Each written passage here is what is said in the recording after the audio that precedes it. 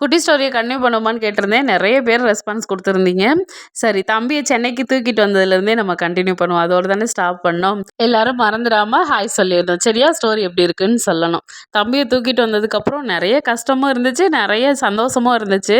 ஏன்னா, அவனுக்கு எப்போ என்ன வரும்ன்னு சொல்ல முடியாது. திடீர்னு லூஸ் மோஷன் ஆகும், திடீர்னு காய்ச்சல் வரும், திடீர்னு சளி பிடிக்கும், அப்படி இருக்கும். அதுக்கு வந்து நான் தான் குழந்தைக்கு ஒத்துக்காதத சாப்பிட்டுருவேன். அத வந்து வேணும்னுலாம் சாப்பிட மாட்டேன். எனக்கு தெரியாது. பக்கத்துல பெரியவங்களும் இல்லையா? அதனால தெரியாம சாப்பிட்ருவேன். அதுக்கப்புறம் தான், ஓ! இதனால தான் குழந்தைக்கு முடியாம வந்திருக்கா? அப்படின்னு சொல்லிட்டு அதெல்லாம் எல்லாத்தையும் கட் பண்ணேன். ஒரு 5 மாசம் வரைக்கும் அப்படி இருந்துச்சு. அதுக்கப்புறம் வந்து நான் எல்லாமே தெளிவாயிட்டேன். இதெல்லாம் தொட்றவே கூடாது அப்படின்ற மாரி. ஏன்னா ஒரு டைம் பட்டுட்டோம்னா அதோட வேதனை வலி நமக்கு தான் தெரியும். அதனால எல்லாத்துலயுமே கண்ட்ரோல் ஆயிட்டேன்.